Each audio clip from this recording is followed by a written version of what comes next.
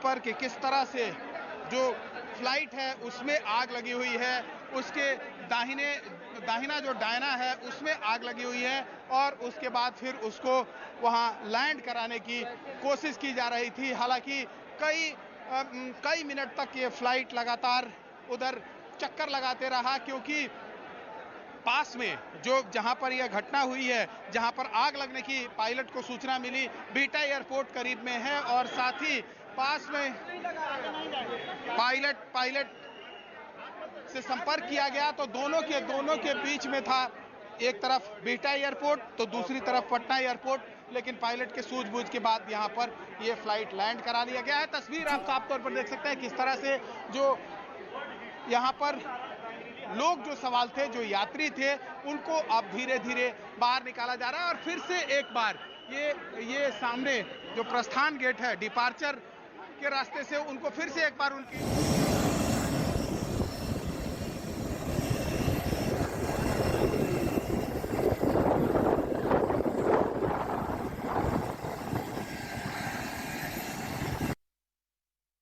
ये एक्सक्लूसिव तस्वीरें हम दिखा रहे हैं। आप देखिए, उड़ान भरते वक्त इंजन में आग लग जाती है, सभी लोगों को सुरक्षित उतारा गया है। हमारे सहयोगी चंद्रमोहन और प्रशांत ग्राउंड जीरो पर मौजूद है और तमाम जानकारियां हम तक पहुंचा रहे हैं। जो यात्री थे वो भी अपना अनुभव साझा कर रहे थे, भगवान का शुक्रिया अदा कर रहे हैं, इसके अलावा पायलट का शुक्रिया अदा कर रहे हैं। और ये आप देखिए कैसे उड़ान भरी जाती है पटना एयरपोर्ट से।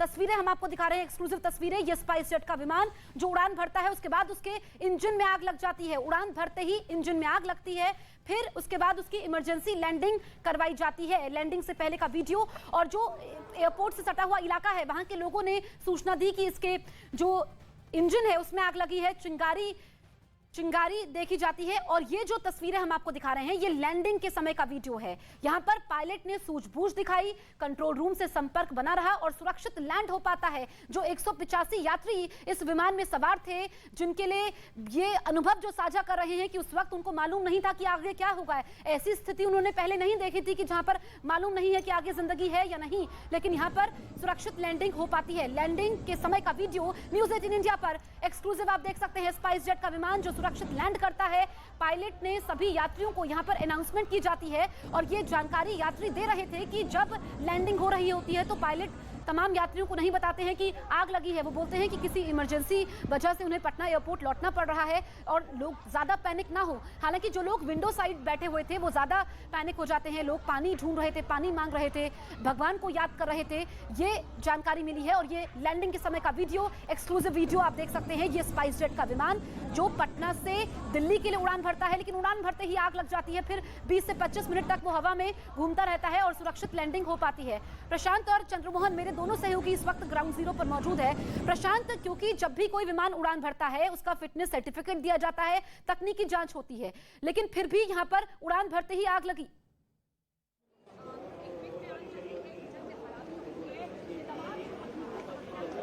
प्रशांत, आप सुन पा रहे हैं? जी बिल्कुल। अभी जिस तरीके के हालात यहाँ पर पटना एयरपोर्ट पर बने हुए हैं वो अब धीरे धीरे सामान्य होते जा रहे हैं, क्योंकि कोशिश भी प्रशासन की यही है। इस तरफ जहां हम सीधे खड़े हुए हैं, प्रस्थान 2 यानी कि डिपार्चर नंबर 2 जो गेट है, यहां पर ही उस गेट से उन यात्रियों को लाया जा रहा है जो उस फ्लाइट में मौजूद थे, जो तमाम सुरक्षित। अब उनके लिए किसी दूसरी फ्लाइट की व्यवस्था होगी, लेकिन उन्हें एयरपोर्ट पर वापस अंदर एंट्री दी जा रही है। वो अपने परिजनों से मिलने के बाद एक बार फिर जो भी उनके लिए वैकल्पिक व्यवस्था की गई है उसके लिए अब वो इस लाइन में लगे हुए हैं। और सीधे हमारे सामने जो तस्वीरें आप देख रहे हैं डिपार्चर नंबर 2 पर, तमाम ये यात्री उसी फ्लाइट के यात्री हैं जिन्हें अब यहां से निकालकर वापस अपने परिजनों से मिलने के बाद वो अब सीधे एयरपोर्ट में एंटर कर रहे हैं, ताकि अंदर जो भी दूसरी फ्लाइट उनके लिए व्यवस्था की गई होगी उससे वो अपने दिल्ली की यात्रा एक बार फिर से पूरी कर सकेंगे। आसपास की आप तस्वीरें अगर देखें, यहाँ जिस तरह से पटना एयरपोर्ट में गहमा गहमी का आलम था, धीरे धीरे अब स्थिति सामान्य होती जा रही है, क्योंकि तमाम वो परिजन अब आश्वस्त हो को देख करके, जिन लोगों को वो यहाँ पर कुछ देर पहले ही फ्लाइट में सी ऑफ करने के लिए आए थे, उनकी धड़कनें अचानक देर के लिए इस पटना इलाके की है। बिहार शरीफ में जैसे ही उन्होंने देखा फुलवारी शरीफ के ऊपर आसमान में एक जलता हुआ दिखाई दिया था। इसकी जानकारी प्रशासन को दी गई थी। हालांकि अब तमाम यात्रियों से जिनसे भी हमारी बातचीत हो पा रही है, जो यात्री अब इसी गेट से एक बार फिर से भीतर जा रहे हैं अपनी अगली फ्लाइट के लिए, वो लगातार ये कह रहे हैं। बिल्कुल प्रशांत, अपनी मंजिल की तरफ बढ़ते हुए यात्री वैकल्पिक व्यवस्था यहाँ पर की गई है ताकि फिर से वो उड़ान भर पाए, दिल्ली पहुंच पाए। इस बीच पटना के डीएम ने इस इमरजेंसी लैंडिंग को लेकर के क्या कहा, ये आपको सुनवाते हैं।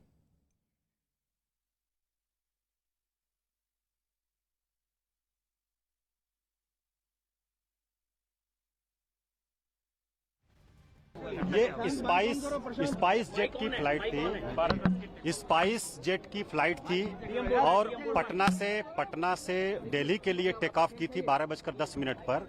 टेक ऑफ करते ही उसके बाएं दाहिने में आग की सूचना मिली। स्थानीय लोगों ने नीचे से देखा और जिला प्रशासन को फोन किया और उसके बाद हम लोग एयरपोर्ट को बताया और तुरंत यहाँ पहुंचे। फिर पायलट ने भी अपना उसका जो मैकेनिज्म है उससे नोटिस किया और उसके बाद फ्लाइट को वापस पटना एयरपोर्ट पर उतारा गया।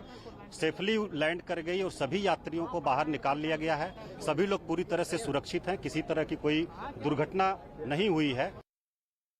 मेरे सहयोगी चंद्रमोहन भी हमारे साथ बने हुए हैं। चंद्रमोहन, हम पटना के डीएम को सुन रहे थे, पायलट के बारे में क्या जानकारी मिल पाई है? क्योंकि पायलट ने यहाँ पर समझदारी दिखाई है, उन्हीं की सूझबूझ की वजह से बड़ा हादसा टला है।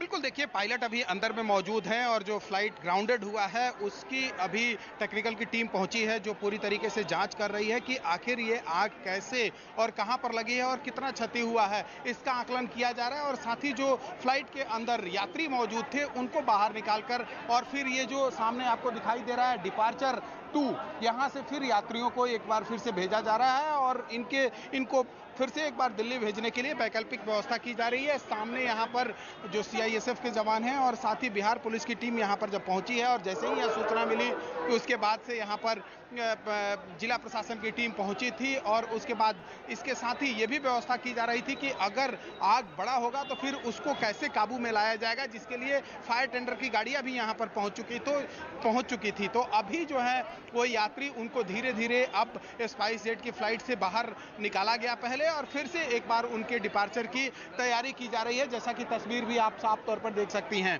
और जैसे ही यह सूचना मिली थी जिला प्रशासन को कि स्पाइस जेट की फ्लाइट है जो अभी यहां से टेक ऑफ की है और उसमें धुआं दिखाई दे रहा है, फुलवारी शरीफ इलाके के लोगों ने फोन किया था और उसके बाद जिला प्रशासन ने फिर एयरपोर्ट को सूचना दी और फिर पायलट को यहां से उसकी जानकारी दी गई कंट्रोल रूम से और उसके बाद फिर अपने मैकेनिज्म से भी पायलट ने यह जानकारी ली तो पता चला कि जो दाहिना डायना है उसमें आग लगी हुई है, जिसके बाद उस फ्लाइट को यहां पर लाया गया है और फिर लैंडेड कराया गया है। तो अभी जो अधिकारी पहुंचे हैं, जो टेक्निकल की टीम है, वो स्पाइस जेट की जो टेक्निकल टीम है उसमें कहां आग लगी है और कितनी क्षति पहुंची है इसकी भी जानकारी जुटाई जाने की कोशिश की जा रही है। और साथ ही न्यूज़ 18 इंडिया पर आप एक्सक्लूसिव तस्वीर भी देख सकती हैं कि किस तरह से जब फुलवारी शरीफ से लैंड कराने की कोशिश की जा रही थी उस समय स्पाइस जेट की फ्लाइट से धुआं निकल रहा है और फिर धीरे धीरे उस फ्लाइट को लैंड कराने की कोशिश की जा रही है। हालांकि बिल्कुल चंद्रमोहन, एक्सक्लूसिव तस्वीरें हम दिखा रहे हैं, मेरे सहयोगी प्रशांत भी बने हुए हैं।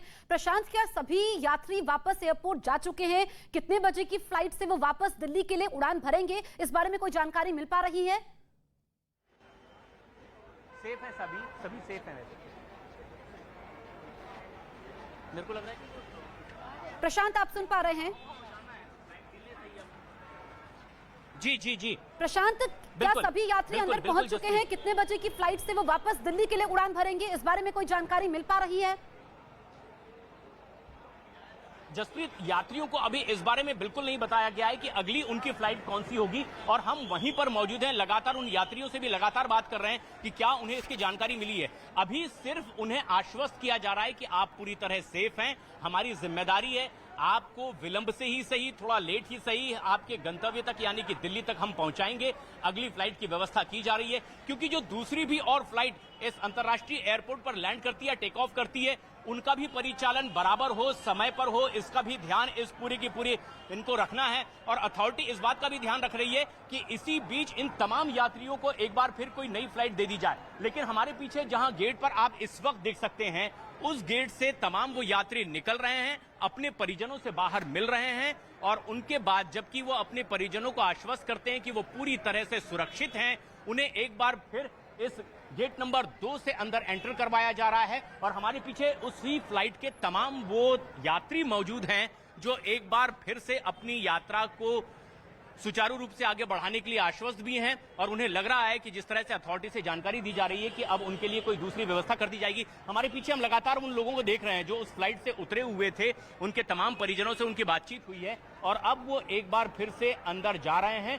लेकिन अभी उन्हें यह नहीं बताया गया कि उनकी कितने बजे की फ्लाइट है, लेकिन उन्हें भीतर ही थोड़ी देर इंतजार करना होगा। लेकिन जो प्रशासन की ओर से हमें जानकारी मिल पा रही है वो ये है कि बहुत जल्द उन्हें उनकी अगली फ्लाइट में बिठाया जाएगा। इसकी व्यवस्था लगभग कर ली गई है और वो बहुत जल्द जहां के लिए वो रवाना हुए थे यानी दिल्ली के लिए टेक ऑफ कर रहे थे, एक बार फिर वो बहुत जल्द दिल्ली पहुंच जाएंगे। लेकिन इससे पहले ज्यादा जरूरी ये था कि ये जो गहमा गहमी का आलम है, जो एक डर का माहौल है, उसे शांत किया जाए। और वही माहौल अभी इस वक्त आप देख पा रहे हैं। हर पल अब धीरे धीरे लोगों की धड़कनें सामान्य होती चली जा रही है, क्योंकि हर अपने उस परिजन से अब वो मिल पा रहे हैं जो उस गेट नंबर 1 से निकल रहे हैं। जिस फ्लाइट में यह हादसा हुआ है वहां से सुरक्षित लैंडिंग के बाद अब वो इस गेट से बाहर आ रहे हैं, अपने परिजनों से बातचीत कर रहे हैं।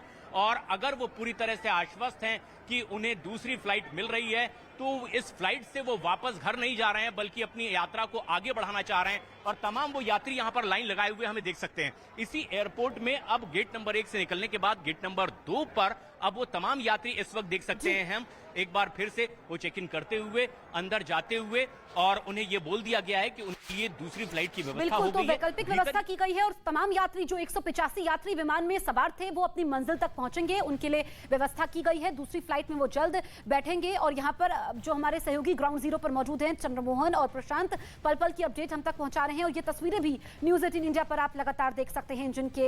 इंजन में आग लगने के बाद इमरजेंसी लैंडिंग होती है। तमाम लोग जिन्होंने हमसे अपना अनुभव साझा किया है उन्होंने बताया कि उनको पायलट की यहाँ पर उन्होंने तारीफ की है, भगवान का भी शुक्रिया अदा किया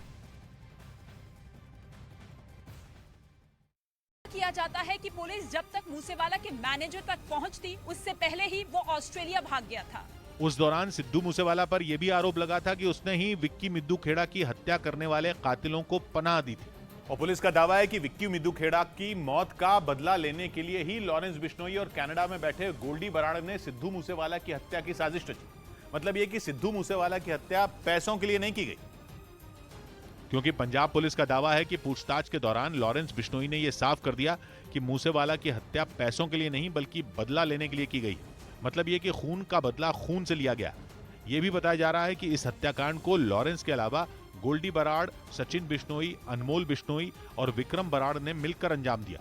कुछ रोज पहले ही लॉरेंस बिश्नोई का गैंग संभालने वाले सचिन बिश्नोई ने न्यूज 18 को खुद फोन कर यह दावा किया था कि उसने ही मूसेवाला की हत्या की है।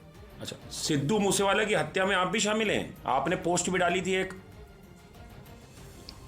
हाँ, मैं शामिल था, मैंने अपने हाथों से मारा है उसको। पुलिस का दावा है कि सबसे पहले लॉरेंस ने तिहाड़ जेल में बैठकर हत्याकांड की पूरी साजिश रची और फिर कनाडा में बैठे गैंगस्टर गोल्डी बराड़ और दुबई में बैठे गैंगस्टर विक्रम बराड़ ने ही इस साजिश को अंजाम तक पहुंचाया।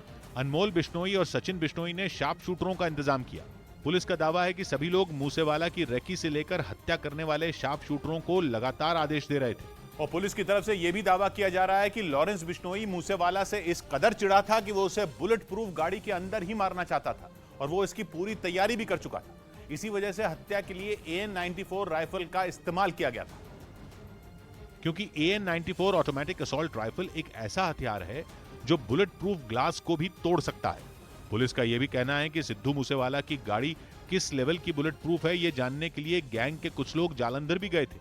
मतलब यह कि हर तरह से मूसेवाला को मारने की प्लानिंग की गई थी और इसके लिए अलग अलग राज्यों से शूटरों को बुलाया गया था। पुलिस सूत्रों के मुताबिक लॉरेंस की क्राइम कंपनी का जाल देश के 6 राज्यों में फैला हुआ है और वो राज्य हैं पंजाब, हरियाणा, राजस्थान, महाराष्ट्र, चंडीगढ़ और दिल्ली। इन राज्यों में लॉरेंस के गैंग में 1000 से ज्यादा लोग जुड़े हैं, जिनमें शार्प शूटर, रेकी पर्सन, शेल्टरमैन जैसे कई लोग शामिल हैं। पुलिस का दावा है कि लॉरेंस बिश्नोई गैंग का मुखिया है और सचिन बिश्नोई गैंग में भर्ती सेल की जिम्मेदारी संभालता है, जबकि अनमोल, गोल्डी बराड़ और विक्रम बराड़ विदेश में बैठकर पैसों का हिसाब संभालते हैं। बताया तो यह भी जा रहा है कि गैंग से जुड़े लोग एक दूसरे को नहीं जानते, ताकि पकड़े जाने पर पुलिस उन तक न पहुंच सके। हालांकि पंजाब पुलिस को अब उन शूटरों की तलाश है जिन्होंने सिद्धू मूसेवाला की हत्या की है। इस मामले में अभी तक 8 संदिग्ध शार्प शूटरों की लिस्ट जारी की जा चुकी है, जिनमें पंजाब पुलिस 4 शूटरों की तलाश में है। इनमें हरियाणा के सोनीपत का प्रियव्रत फौजी और अंकित सिरसा शामिल हैं। इनके हत्याकांड में शामिल होने की पुष्टि मोनू डागर ने की है, जिसे पहले ही पुलिस गिरफ्तार कर चुकी है। पंजाब पुलिस का दावा है कि मोनू डागर ने ही प्रियव्रत फौजी और अंकित